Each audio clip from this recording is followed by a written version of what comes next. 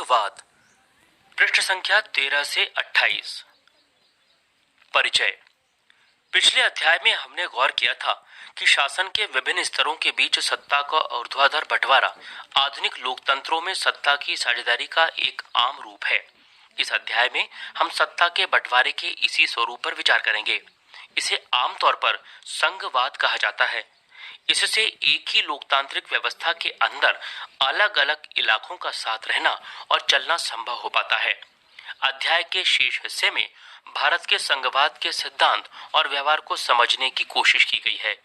संघीय ढांचे से संबंधित संवैधानिक प्रावधानों पर चर्चा के बाद इस अध्याय में संघवाद को मजबूत करने वाली नीतियों और राजनीति का विश्लेषण किया जाएगा।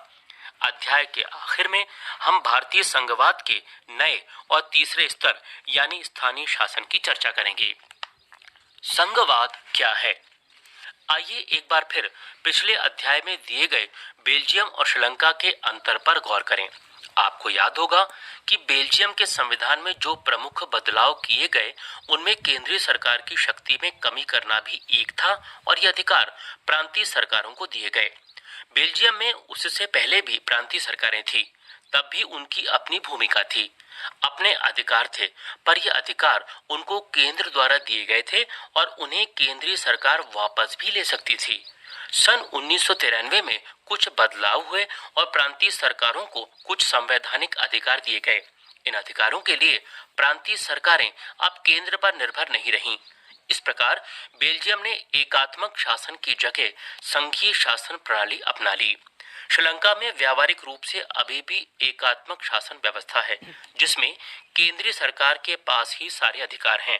श्रीलंका के तमिल नेता चाहते थे कि देश में सच्चे अर्थों में संघीय शासन व्यवस्था कायम हो। संघीय शासन व्यवस्था में सर्वोच्च सत्ता केंद्रीय प्राधिकार और उसकी विभिन्न आनुषंगिक इकाइयों के बीच बढ़ जाती है। आमतौर पर संघीय व्यवस्था में दो स्तर पर सरकारें होती हैं, जिसमें एक सरकार पूरे देश के लिए होती है, जिसके जिम्मे राष्ट्रीय महत्व के विषय होते हैं। फिर राज्य या प्रांतों के स्तर की सरकारें होती हैं, जो शासन के दैनंदिन कामकाज को देखती हैं। सत्ता के इन दोनों स्तर की सरकारें अपने अपने स्तर पर स्वतंत्र होकर अपना काम करती हैं। इस अर्थ में संघीय शासन व्यवस्था एकात्मक शासन व्यवस्था से ठीक उलट है। एकात्मक व्यवस्था में शासन का एक ही स्तर होता है और बाकी इकाइयां उसके अधीन होकर काम करती हैं। इसमें केंद्रीय सरकार प्रांतीय या स्थानीय सरकारों को आदेश दे सकती है, पर संघीय व्यवस्था में केंद्रीय सरकार राज्य सरकार को कुछ खास करने का आदेश नहीं दे सकती। राज्य सरकारों के पास अपनी शक्तियां होती हैं और इसके लिए वो केंद्रीय सरकार को जवाबदेह नहीं होती है। ये दोनों ही सरकारें अपने अपने स्तर पर लोगों को जवाबदेह होती हैं। आइए संघीय व्यवस्था की कुछ महत्वपूर्ण विशेषताओं पर गौर करें। 1. यहाँ सरकार दो या अधिक स्तरों वाली होती है। 2. अलग अलग स्तर की सरकारें एक ही नागरिक समूह पर शासन करती हैं, पर कानून बनाने, कर वसूलने और प्रशासन का उनका अपना अपना अधिकार क्षेत्र होता है। 3. विभिन्न स्तरों की सरकारों के अधिकार क्षेत्र संविधान में स्पष्ट रूप से वर्णित होते हैं, इसलिए संविधान सरकार के हर स्तर के अस्तित्व और अपराधिकार की गारंटी और सुरक्षा देता है। 4. संविधान के मौलिक प्रावधानों को किसी एक स्तर की सरकार अकेले नहीं बदल सकती। ऐसे बदलाव दोनों स्तर की सरकारों की सहमति से ही हो सकते हैं। रिपीट 5. अदालतों को संविधान और विभिन्न स्तर की सरकारों के अधिकारों की व्याख्या करने का अधिकार है। विभिन्न स्तर की सरकारों के बीच अधिकारों के विवाद की स्थिति में सर्वोच्च न्यायालय निर्णायक की भूमिका निभाता है। 6. वित्तीय स्वायत्तता निश्चित करने के लिए विभिन्न स्तर की सरकारों के लिए राजस्व के अलग अलग स्रोत निर्धारित हैं। 7. इस प्रकार संघीय शासन व्यवस्था के दोहरे उद्देश्य हैं: देश की एकता की सुरक्षा करना और उसे बढ़ावा देना तथा इसके साथ ही क्षेत्रीय विविधताओं का पूरा सम्मान करना। इस कारण संघीय व्यवस्था के गठन और कामकाज के लिए दो चीजें सबसे महत्वपूर्ण हैं। विभिन्न स्तरों की सरकारों के बीच सत्ता के बंटवारे के नियमों पर सहमति होनी चाहिए और इनका एक दूसरे पर भरोसा होना चाहिए कि वे अपने अपने अधिकार क्षेत्रों को मानेंगे। आदर्श संघीय व्यवस्था में ये दोनों पक्ष होते हैं: आपसी भरोसा और साथ रहने पर सहमति। केंद्र और विभिन्न राज्य सरकारों के बीच सत्ता का बंटवारा हर संघीय सरकार में अलग अलग किस्म का होता है। यह बात इस चीज पर निर्भर करती है कि संघ की स्थापना किन ऐतिहासिक संदर्भों में हुई। संघीय शासन व्यवस्थाएं आमतौर पर दो तरीकों से गठित होती हैं। पहला तरीका है दो या अधिक स्वतंत्र राष्ट्रों को साथ लाकर एक बड़ी इकाई गठित करने का। इसमें दोनों स्वतंत्र राष्ट्र अपनी संप्रभुता को साथ करते हैं, अपनी अलग अलग पहचान को भी बनाए रखते हैं और अपनी सुरक्षा तथा खुशहाली बढ़ाने का रास्ता अख्तियार करते हैं। साथ आकर संघ बनाने के उदाहरण हैं संयुक्त राज्य अमेरिका, स्विट्जरलैंड और ऑस्ट्रेलिया वगैरह। इस तरह की संघीय व्यवस्था वाले मुल्कों में आमतौर पर प्रांतों को समान अधिकार होता है और वे केंद्र के बरक्स ज्यादा ताकतवर होते हैं। संघीय शासन व्यवस्था के गठन का दूसरा तरीका है बड़े देश द्वारा अपनी आंतरिक विविधता को ध्यान में रखते हुए राज्यों का गठन करना और फिर राज्य और राष्ट्रीय सरकार के बीच सत्ता का बंटवारा कर देना। भारत, बेल्जियम और स्पेन इसके उदाहरण हैं। इस दूसरी श्रेणी वाली व्यवस्था में राज्यों के बरक्स से केंद्र सरकार ज्यादा ताकतवर हुआ करती है। अक्सर इस व्यवस्था में विभिन्न राज्यों को समान अधिकार दिए जाते हैं, पर विशेष स्थिति में किसी किसी प्रांत को विशेष अधिकार भी दिए जाते हैं। क्या समझा क्या जाना? कुछ नेपाली नागरिक अपने संविधान में संघीय व्यवस्था अपनाने की बात कर रहे थे। उनकी चर्चा कुछ इस प्रकार की थी। खगराज, मुझे संघीय व्यवस्था पसंद नहीं है, इससे भारत की तरह हमारे यहाँ भी सीटों को आरक्षित करना पड़ेगा। मीता, हमारा देश तो कोई बड़ा नहीं है, हमें संघ की क्या जरूरत है।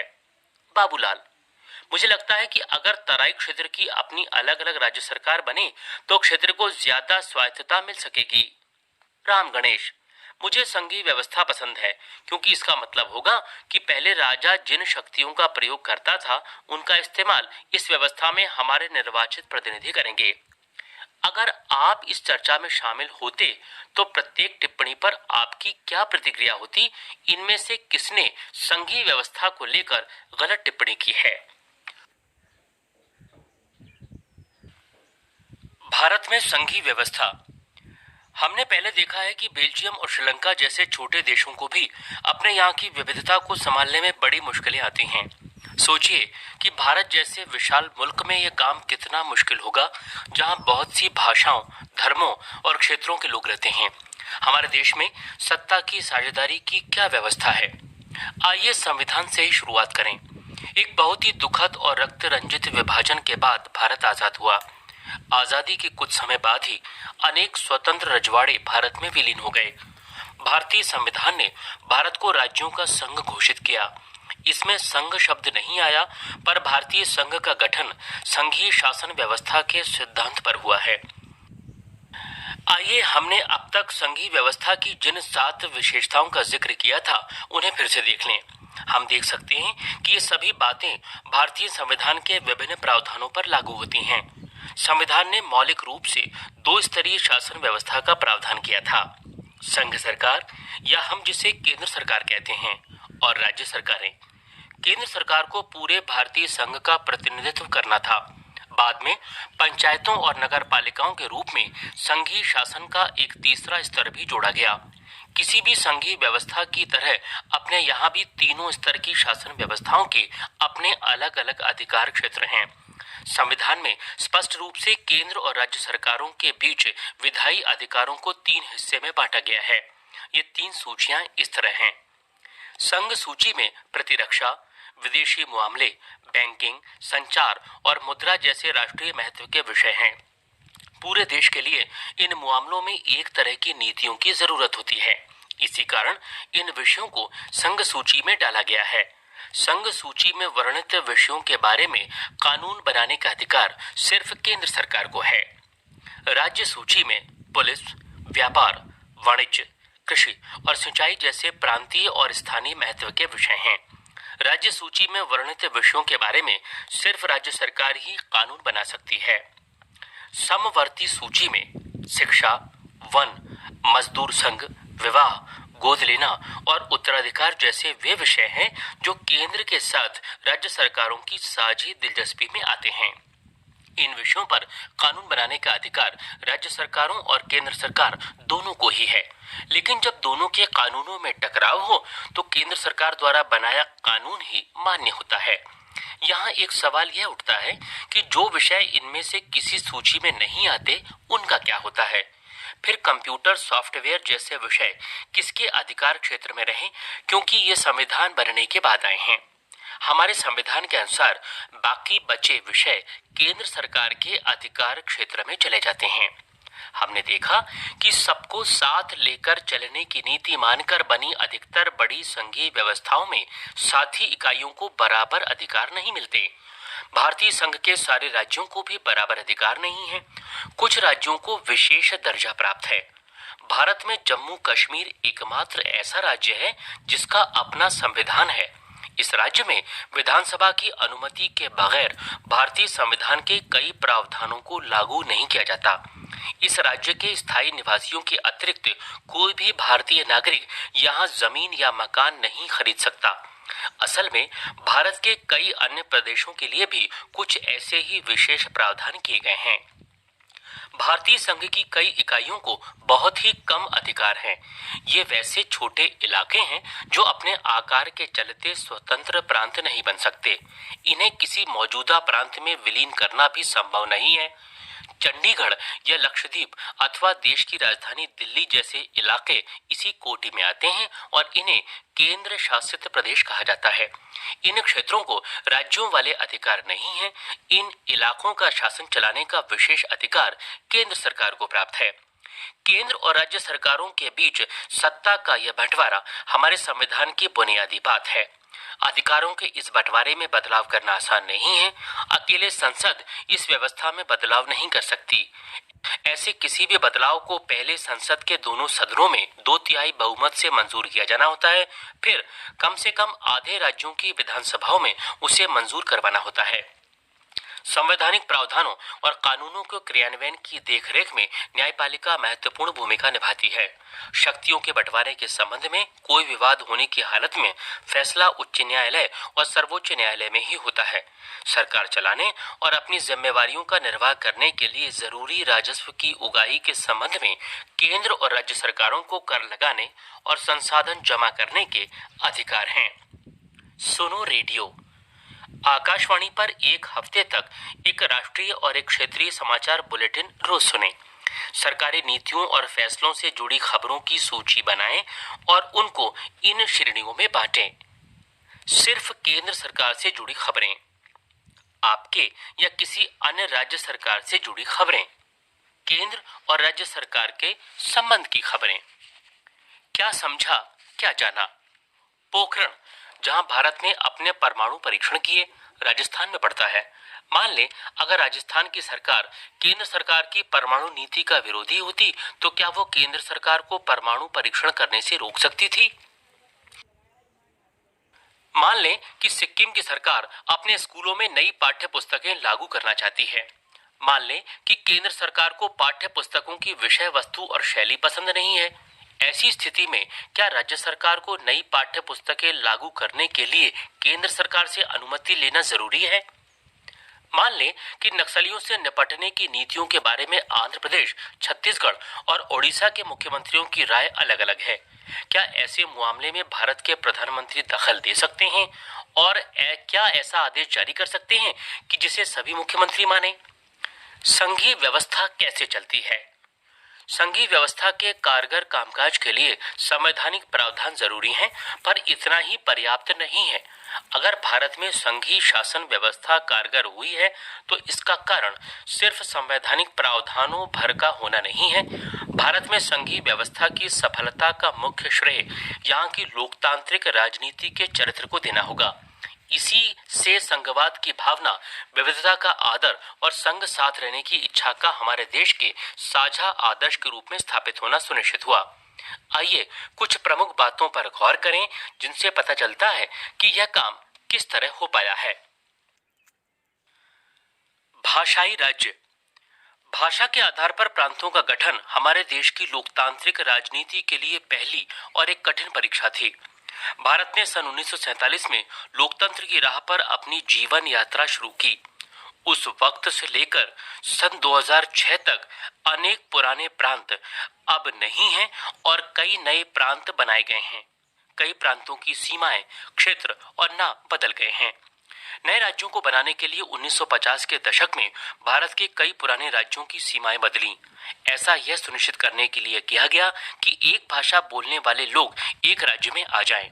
इसके बाद कुछ अन्य राज्यों का गठन भाषा के आधार पर नहीं, बल्कि संस्कृति, भूगोल अथवा जातीयताओं की विभिन्नताओं को रेखांकित करने और उन्हें आदर देने के लिए भी किया गया। इनमें नागालैंड, उत्तराखंड और झारखंड जैसे राज्य शामिल हैं। जब एक भाषा के आधार पर राज्यों के गठन की बात उठी तो कई राष्ट्रीय नेताओं को डर था कि इससे देश टूट जाएगा। केंद्र सरकार ने इसी के चलते राज्यों का पुनर्गठन कुछ समय के लिए टाल दिया था, पर हमारा अनुभव बताता है कि भाषावार राज्य बनाने से देश ज्यादा एकीकृत और मजबूत हुआ। इससे प्रशासन भी पहले की अपेक्षा कहीं ज्यादा सुविधाजनक हो गया है। भाषा नीति। भारत के संघीय ढांचे की दूसरी परीक्षा भाषा नीति को लेकर हुई। हमारे संविधान में किसी एक भाषा को राष्ट्रभाषा का दर्जा नहीं दिया गया। हिंदी को राजभाषा माना गया, पर हिंदी सिर्फ 40% भारतीयों की मातृभाषा है, इसलिए अन्य भाषाओं के संरक्षण के अनेक दूसरे उपाय किए गए। संविधान में हिंदी के अलावा अन्य 21 भाषाओं को अनुसूचित भाषा का दर्जा दिया गया है। केंद्र सरकार के किसी पद का उम्मीदवार इनमें से किसी भी भाषा में परीक्षा दे सकता है, बशर्ते उम्मीदवार इसको विकल्प के रूप में चुने। राज्यों की भी अपनी राजभाषाएं हैं। राज्यों का अपना अधिकांश काम अपनी राजभाषा में ही होता है।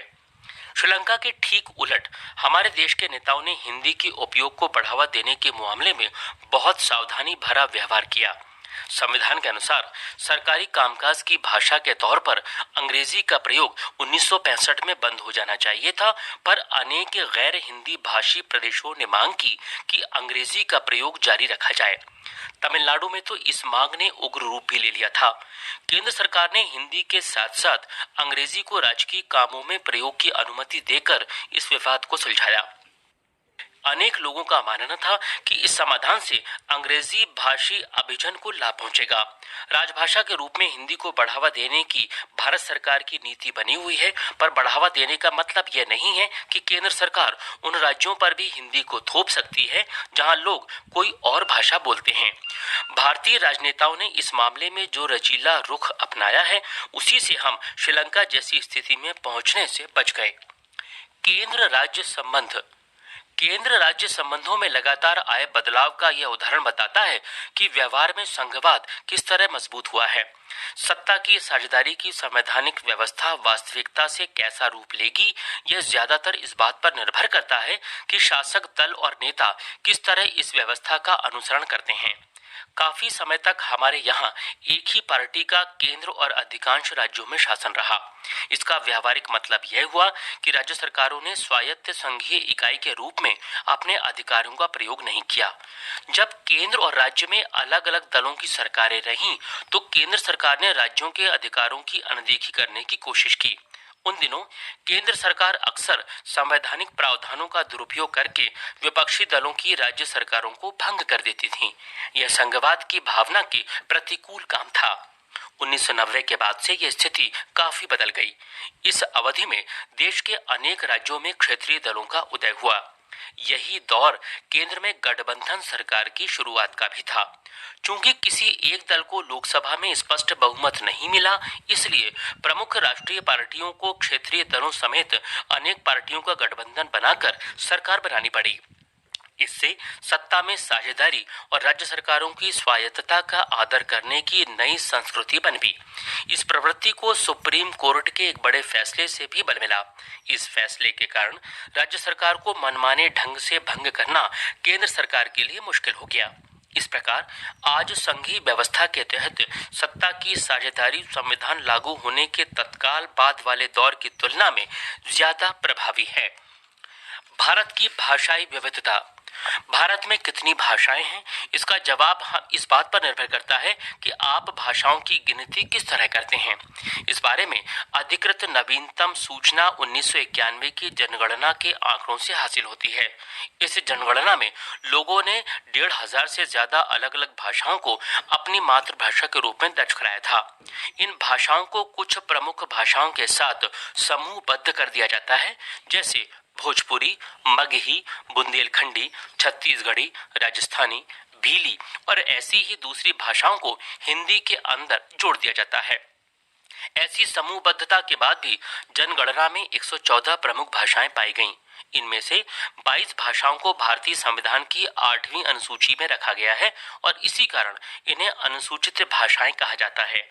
बाकी को गैर अनुसूचित भाषा कहते हैं। भाषा के हिसाब से भारत दुनिया का संभवतः सबसे ज्यादा विविधता वाला देश है। प्रसिद्ध इतिहासकार रामचंद्र गुहा के आलेख से उद्धृत इन उद्धरणों को सुनिए।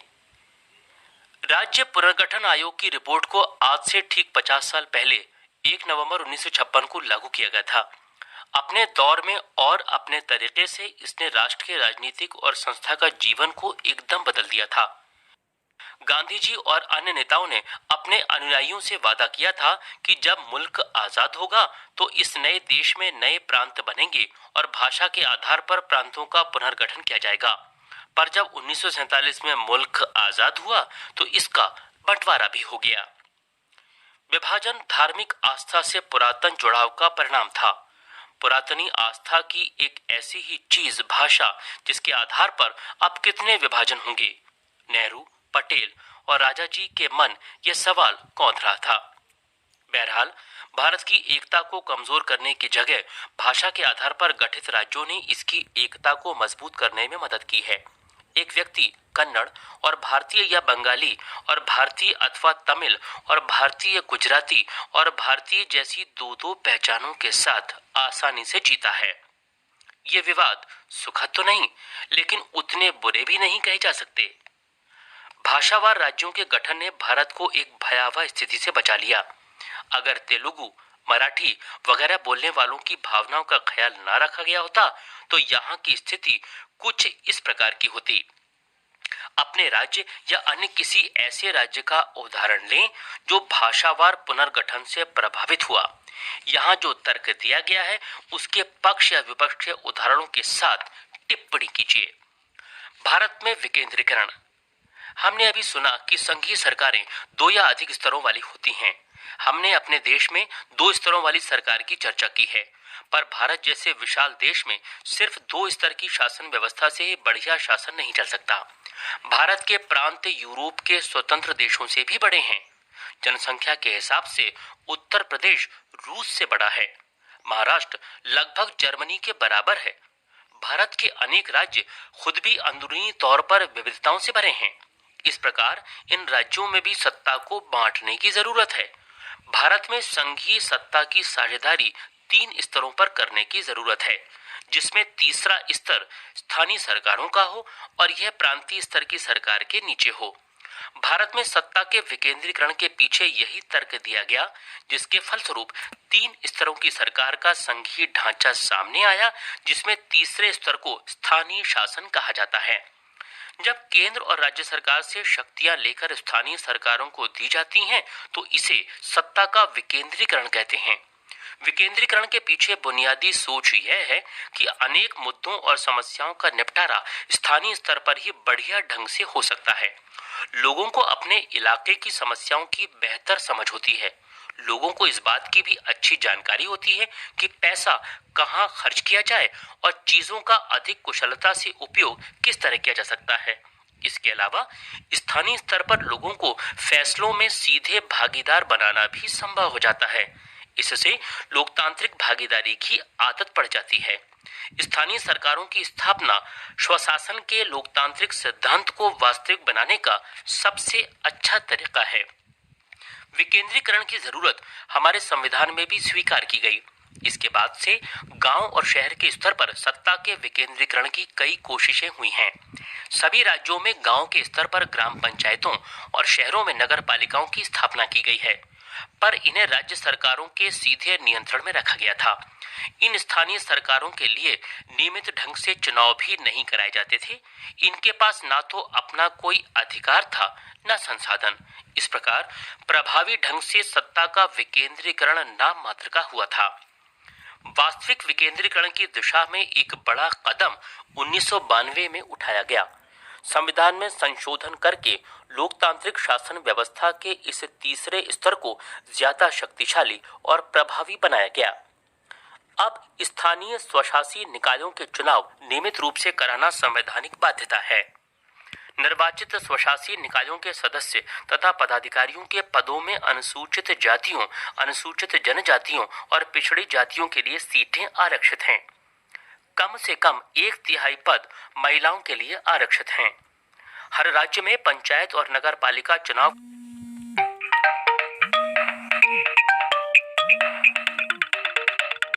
कराने के लिए राज्य चुनाव आयोग नामक स्वतंत्र संस्था का गठन किया गया है। राज्य सरकारों को अपने राजस्व और अधिकारों का कुछ हिस्सा इन स्थानीय स्वशासी निकायों को देना पड़ता है। सत्ता में भागीदारी की प्रकृति हर राज्य में अलग अलग है। गांव के स्तर पर मौजूद स्थानीय शासन व्यवस्था को पंचायती राज के नाम से जाना जाता है। प्रत्येक गांव में और कुछ राज्यों में ग्राम समूह को एक ग्राम पंचायत होती है। यह एक तरह की परिषद है जिसमें कई सदस्य और एक अध्यक्ष होता है। सदस्य वार्डों से चुने जाते हैं और उन्हें सामान्यतः पंच कहा जाता है। अध्यक्ष को प्रधान या सरपंच कहा जाता है। इनका चुनाव गांव अथवा वार्ड में रहने वाले सभी वयस्क लोग मतदान के जरिए करते हैं। यह पूरे पंचायत के लिए फैसला लेने वाली संस्था है। पंचायतों का काम ग्राम सभा की देखरेख में चलता है। गांव के सभी मतदाता इसके सदस्य होते हैं। इसे ग्राम पंचायत का बजट पास करने और इसके कामकाज की समीक्षा के लिए साल में कम से कम 2 या 3 बार बैठक करनी होती है। स्थानीय शासन का ढांचा जिला स्तर तक का है। कई ग्राम पंचायतों को मिलाकर पंचायत समिति का गठन होता है। इसे मंडल या प्रखंड स्तरीय पंचायत भी कह सकते हैं। इसके सदस्यों का चुनाव उस इलाके के सभी पंचायत सदस्य करते हैं। किसी जिले की सभी पंचायत समितियों को मिलाकर जिला परिषद का गठन होता है। जिला परिषद के अधिकांश सदस्यों का चुनाव होता है। जिला परिषद में उस जिले से लोकसभा और विधानसभा के लिए चुने गए सांसद और विधायक तथा जिला स्तर की संस्थाओं के कुछ अधिकारी भी सदस्य के रूप में होते हैं। जिला परिषद का प्रमुख इस परिषद का राजनीतिक प्रधान होता है। इस प्रकार स्थानीय शासन वाली संस्थाएं शहरों में भी काम करती हैं। शहरों में नगर पालिका होती है। बड़े शहरों में नगर निगम का गठन होता है। नगर पालिका और नगर निगम दोनों का कामकाज निर्वाचित प्रतिनिधि करते हैं। नगर पालिका प्रमुख नगर पालिका के राजनीतिक प्रधान होते हैं। नगर निगम के ऐसे पदाधिकारी को मेयर कहते हैं। स्थानीय सरकारों की यह नई व्यवस्था दुनिया में लोकतंत्र का अब तक का सबसे बड़ा प्रयोग है। नगर पालिकाओं और ग्राम पंचायतों के लिए करीब 36 लाख लोगों का चुनाव होता है। यह संख्या ही अपने आप में दुनिया के कई देशों की कुल आबादी से ज्यादा है। स्थानीय सरकारों को संवैधानिक दर्जा दिए जाने से हमारे यहाँ लोकतंत्र की जड़ें और मजबूत हुई हैं। इसने महिलाओं का प्रतिनिधित्व बढ़ाने के साथ ही हमारे लोकतंत्र में उनकी आवाज को मजबूत किया है। बहरहाल इन सब के बावजूद अभी भी अनेक परेशानियां कायम हैं। पंचायतों के चुनाव तो नियमित रूप से होते हैं और लोग बड़े उत्साह से इनमें भाग भी लेते हैं, लेकिन ग्राम सभाओं की बैठकें नियमित रूप से नहीं होती। अधिकांश राज्य सरकारों ने स्थानीय सरकारों को पर्याप्त अधिकार नहीं दिए हैं। इस प्रकार हम स्वशासन की आदर्श स्थिति से काफी दूर हैं। ब्राजील का एक प्रयोग। ब्राजील के शहर पोर्तो एलेग्रे ने विकेंद्रीकरण और नागरिकों की सक्रिय भागीदारी करने वाले लोकतंत्र के मेल का एक विलक्षण प्रयोग किया है। इस शहर के नगर परिषद के समानांतर एक संगठन खड़ा किया गया और अपने शहर के बारे में वास्तविक फैसले करने का अधिकार स्थानीय निवासियों को दिया गया है। इस शहर के करीब 13 लाख लोग अपने शहर का बजट तैयार करने में भागीदारी करते हैं। शहर को अनेक उप क्षेत्रों में बांटा गया है, लगभग वैसे ही जिन्हें हम वार्ड कहते हैं। हर उप क्षेत्र की अपनी अपनी बैठक होती है जिसका स्वरूप ग्राम सभा की तरह है और इसमें उस इलाके के सभी नागरिक भाग ले सकते हैं। फिर कुछ बैठकें पूरे शहर को प्रभावित करने वाले मुद्दों पर होती हैं और उसमें शहर का कोई भी नागरिक भाग ले सकता है। इसमें शहर के बजट पर चर्चा होती है। इसके बाद इन प्रस्तावों को नगर पालिका के सामने पेश किया जाता है, जो अंतिम फैसला लेती है। हर साल फैसले लेने की इस प्रक्रिया में करीब 20,000 लोग हिस्सा लेते हैं। इस तरीके को अपनाने से यह सुनिश्चित हो गया है कि बजट को सिर्फ अमीर लोगों की बस्तियों में ही खर्च नहीं किया जाएगा। अब सभी गरीब बस्तियों तक बसें जाती हैं और पुनर्वास का इंतजाम किए बगैर भवन निर्माता झुग्गी वालों को उजाड़ नहीं सकते। अपने देश में भी केरल के कुछ इलाकों में ऐसे प्रयोग किए गए हैं। वहां आम लोगों ने अपनी बस्तियों के विकास की योजना तैयार करने में भागीदारी की। खोजबीन पर निकले हम। अपने गांव या शहर की स्थानीय सरकार के बारे में पता करें। अगर आप गांव में रहते हैं तो इनके नाम का पता करें। आपका पंच, आपका सरपंच, आपकी पंचायत समिति के सदस्य और जिला परिषद के अध्यक्ष। यह भी पता करें कि ग्राम सभा की पिछली बैठक कब हुई थी और उसमें कितने लोगों ने भागीदारी की थी। अगर आप शहर में रहते हैं तो इनके नाम पता करें। आपका काउंसलर, नगर निगम या नगर पालिका प्रमुख, अपनी नगर पालिका अथवा नगर निगम का बजट और खर्च के प्रमुख मुद्दों का पता लगाएं। प्रश्नावली। भारत की संघीय व्यवस्था में बेल्जियम से मिलती जुलती एक विशेषता और उससे अलग एक विशेषता को बताएं। शासन के संघीय और एकात्मक स्वरूपों में क्या क्या मुख्य अंतर है, इसे उदाहरणों के माध्यम से स्पष्ट करें। 1992 के संविधान संशोधन से पहले और बाद के स्थानीय शासन के दो महत्वपूर्ण अंतरों को बताएं। भारत की भाषा नीति पर यहाँ 3 प्रतिक्रियाएं दी गई हैं। इनमें से आप जिसे ठीक समझते हैं उसके पक्ष में तर्क और उदाहरण दें। संगीता। प्रमुख भाषाओं को समाहित करने की नीति ने राष्ट्रीय एकता को मजबूत किया है। अरमान। भाषा के आधार पर राज्यों के गठन ने हमें बांट दिया है। हम इसी कारण अपनी भाषा के प्रति सचेत हो गए हैं। हरीश। इस नीति ने अन्य भाषाओं के ऊपर अंग्रेजी के प्रभुत्व को मजबूत करने भर का काम किया है। संघीय सरकार की एक विशिष्टता है। क। राष्ट्रीय सरकार अपने कुछ अधिकार प्रांतीय सरकारों को देती है। ख। अधिकार विधायिका, कार्यपालिका और न्यायपालिका के बीच बंट जाते हैं। ग। निर्वाचित पदाधिकारी ही सरकार में सर्वोच्च ताकत का उपयोग करते हैं। घ। सरकार की शक्ति शासन के विभिन्न स्तरों के बीच बंट जाती है। भारतीय संविधान की विभिन्न सूचियों में दर्ज कुछ विषय हम आपको सुना रहे हैं। बताइए उनमें से कौन से विषय संघीय सूची, राज्य सूची और समवर्ती सूची वाले समूहों में रखेंगे। क। रक्षा। घ। पुलिस। ग। कृषि। ख। शिक्षा। च। बैंकिंग। छ। वन। ज। संचार। ज। व्यापार। न। विवाह। इन बयानों पर गौर करें। अ। संघीय व्यवस्था में संघ और प्रांतीय सरकारों के अधिकार स्पष्ट रूप से तय होते हैं। ब। भारत एक संघ है क्योंकि केंद्र और राज्य सरकारों के अधिकार संविधान में स्पष्ट रूप से दर्ज हैं और अपने अपने विषयों पर उनका स्पष्ट अधिकार है। स। श्रीलंका में संघीय व्यवस्था है क्योंकि उसे प्रांतों में बांट दिया गया है। द। भारत में संघीय व्यवस्था नहीं रही क्योंकि राज्यों के कुछ अधिकार स्थानीय शासन की इकाइयों में बांट दिए गए हैं। इन बयानों में से कौन कौन से बयान सही हैं?